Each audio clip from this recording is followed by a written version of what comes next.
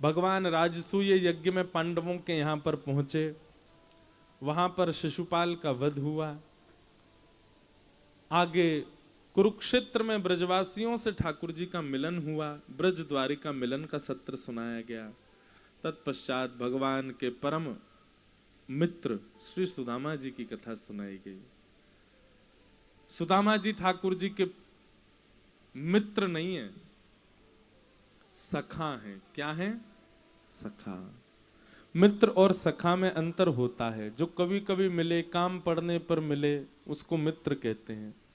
पर जो संग खाए, संग रहे, संग ही सब क्रिया करे, उसको सखा कहते हैं। ठाकुर जी को मित्र मत बनाओ, ठाकुर जी को सखा बनाओ। सदा ठाकुर जी संग रहे, ऐसी भावना चित्त में बने। सुदामा जी भगवान के सखा हैं, लेकिन कभी अपनी पत्नी, बच्चे, परिवार से कभी ये बात खुल करके नहीं कहते कि श्री कृष्ण मेरे सखा हैं। क्यों? कहीं कोई ठाकुर जी के ऊपर प्रश्न ना उठा ले, कैसे सखा हैं भगवान तुम्हारे? सखा होने के बाद भी तुमको ऐसे छोड़ दिया, तुम्हारे ऊपर कृपा नहीं की, अनुग्रह नहीं किया। इस भय से सुदामा जी किसी को नहीं बताते थे कि श्री कृष्ण मेरे सखा हैं, कि कहीं कोई उन पर प्रश्न ना उठा ले। यही तो उनका सखत्व इतना अद्भुत है। या हम लोगों का तो ने फोटो खिंच जाए विधायक के संग तो उसको इतना बड़ा करवा के लगवा लेते हैं घरों में।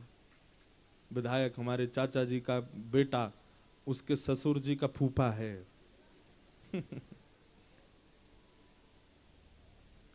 हम लोग विशिष्ट व्यक्ति से संबंध ना भी हो तो भी दिखाते हैं कि देखो हमारा इससे संबंध है। पर सुदामा जी का तो संबंध था, फिर भी नहीं बताया। बंधुओं, एक बात सदैव याद रखना,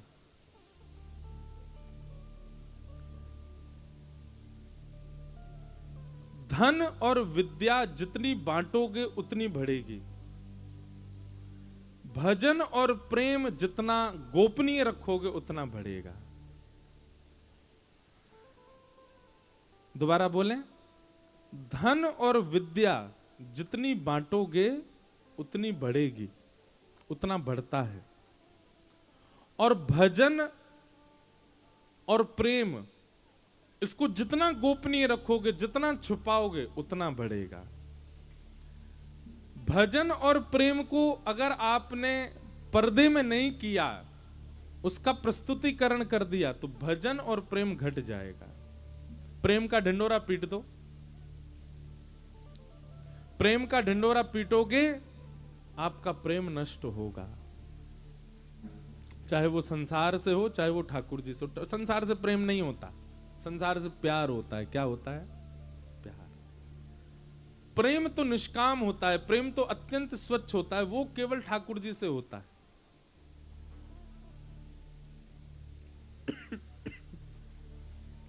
इसलिए प्रेम को गोपनीय रखो, उसका ज्यादा प्रचार मत करो। सुदामा जी महाराज कभी भी ये नहीं कहते थे कि कृष्ण मेरे मित्र हैं, सखा हैं। एक दिन भगवान ही एक भिक्षुक का वेश धारण करके आए, और वेश धारण करके आए और आकर के सुदामा जी के द्वार पर आकर के भिक्षा मांगने लगे।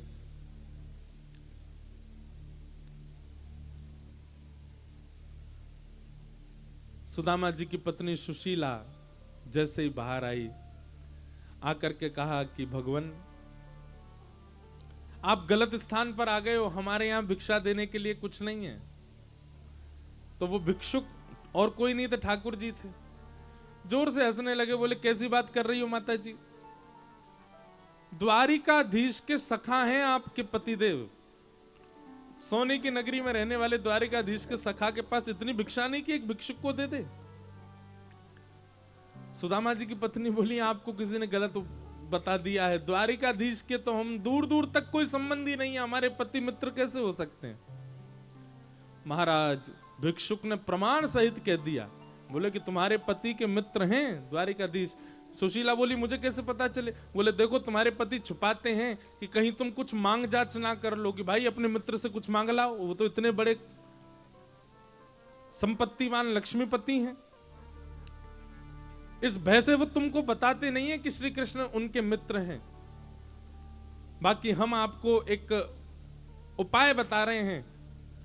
आप अपने पतिदेव सुदामा जी के पास जाकर के केवल इतना कहना कि क्या कृष्ण आपके बचपन के सखा हैं? यदि वे भजन में बैठे हों, उनके नेत्र खुल जाएं, वो घबरा जाएं, उनकी जीभ लड़खड़ा जाए, तो हमारी बात मान लीजिएगा, हम सत्य बोल रहे हैं। सुशीला ने वैसा ही किया। जैसे ही सुदामा जी भजन में बैठे थे, नेत्र बंद करके स्मरण कर रहे थे, सुशीला ने जाकर के कहा, सुनिए, क्या द्वारिकाधीश आपके बचपन के सखा हैं? सुदामा जी ने इस रहस्य को सबसे छुपा करके रखा, लेकिन आज पत्नी ने जब ये बात कही, सुदामा जी के हाथ से माला छूट गई, आंखें खुल गईं, घबरा गए, नेत्रों में आंसू आ गए। बोले नहीं नहीं, किसी ने गलत जानकारी दी, ऐसा कुछ नहीं। तो बोले गलत जानकारी है तो इतने घबरा क्यों गए आप? ये माला क्यों छूट गई आपके हाथ से? 10 दिन पहले हमारा बालक गिर गया था, वो जानकारी जब मैंने आपके भजन के समय दी, आपके नेत्र नहीं खुले। आप भजन करते रहे, मुझे इशारा करते रहे कि संभालो उसको। बालक को चोट लग गई तब आपको कोई प्रभाव नहीं पड़ा, लेकिन मैंने कहा कृष्ण बचपन के सखा हैं, तो माला छूट गई हाथ से, नेत्र खुल गए, आपके नेत्रों में अश्रु भरा है। आपको मेरी सौगंध है, छुपाइए मत, झूठ मत बोलिए, सत्य बताइए, श्री कृष्ण से आपका क्या संबंध? सुदामा जी के नेत्रों से अश्रु गिरने लगे। देवी, कहीं कोई मेरे मित्र पर प्रश्न ना उठा ले कि उसका मित्र में सुदामा इतना दीन, श्री कृष्ण का मित्र होने के बाद भी इतना दीन, इतना दैन्य, इतना निर्धन, कहीं कोई मेरे कृष्ण मित्र पर प्रश्न ना उठाए। इसलिए मैं इसको गोपनीय रखता हूं बात को, मेरे लाला पे कोई प्रश्न नहीं उठावे। कन्हैया मेरो मित्र नहीं है, कन्हैया तो मेरो सखा है, बचपन को सखा। अरे हम तो ऐसे सखाएं देवी कि एक दूसरे के कपड़ा पहन लेते और पूरी लीला सुनाने लगे। गुरुदेव गृह कार्य देते थे करने के लिए, कन्हैया को रोज को नियम मोकू ले जातो और मोकू प्रलोभन देतो। बोले हे सुदामा, मैं तुमको बेर खिलाऊंगा, मैं तुमको बढ़िया बढ़िया फल ला के दूंगा, तू मेरो काम कर दे, तू मेरो गृह कार्य कर दे। पहले देवी अपनो गृह कार्य बाद में कर तो, पहले कन्हैया को गृह कार्य कर तो। जब भी कोई गुरुजी प्रश्न पूछते, कन्हैया को उत्तर नहीं पता होता तो इशारों करके बता तो, बाद में कन्हैया मुंह को हृदय से लगा ले तो, तू हर जगह मेरी रक्षा करे। ऐसो मेरो सखा। विद्यालय पूर्ण भयो तो बहुत रोयो, मुझसे गले लग के इतना रोयो, बोले कि अब सुदामा कब मिलेंगे हम?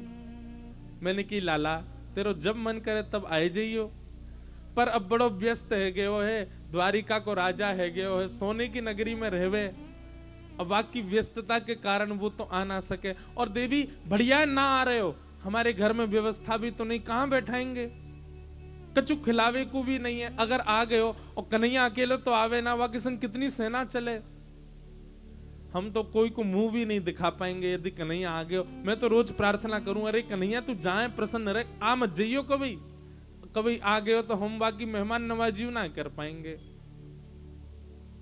मेरो बचपन को सखा है कन्हैया। देवी, पर मैं अपने लाला को रोज याद करूं। नेत्र बंद करके भागवत जी में श्री सुदामा जी का भाव बताया, अयम ही परमो लाभो उत्तम श्लोक दर्शन। बंधुओं, सुदामा जी से एक चीज सीखो, हम तिलक लगा करके, वैष्णव बन करके, कंठी माला पहन के, एकादशी करके भी ठाकुर जी पे एहसान करते हैं। इतनी एकादशी करी ठाकुर जी, फिर भी मेरे जीवन में कष्ट दे दिया आपने। बिना तिलक निकाले कभी निकला नहीं मैं अपने घर से, आप फिर भी मेरे साथ इतना बुरा कर रहे हो। नित्य आपका नाम जप करता हूं, फिर भी आपको मुझ पे दया नहीं आती है। और एक सुदामा जी हैं, वे जब चाहें, जितना चाहें ठाकुर जी से जाके मांग सकते हैं, पर उनकी मित्रता, उनका सखत्व इतना चरम सीमा पर पहुंच चुका है, इतनी चरमोत्कृष्ट स्थिति में आ चुका है, कभी उनके मन में भाव नहीं आता कि मैं श्री कृष्ण से कुछ मांगूं। अरे सखत्व में मांगा नहीं जाता, सखत्व में तो दिया जाता है, और दूं मैं कैसे, मेरे पे देने को कुछ है नहीं। इसलिए मैं तो देवी यहीं बैठे बैठे रोज आशीर्वाद देता हूं कि कन्हैया तू जहां भी है प्रसन्न रहे, तो पे कभी कोई आंच नहीं आवे। बंधुओं, प्रेम का मतलब मिलन नहीं होता, प्रेम का मतलब प्रेमी का दिख जाना नहीं होता, प्रेम का मतलब प्रेमी से सामने बैठकर के बातें करना नहीं होता। प्रेम का मतलब प्रेम होता है वो चाहे जहां है, जैसा है, सन्मुख नहीं है तो भी उससे वार्ता होती है। वो सामने नहीं है फिर भी वो दिखता है, वो मिलता नहीं है फिर भी रोज हृदय से लगता है, वो प्रेम है। हम सीधी बात एक कहते हैं बंधुओं, प्रेम में कभी कोई मांग नहीं होती।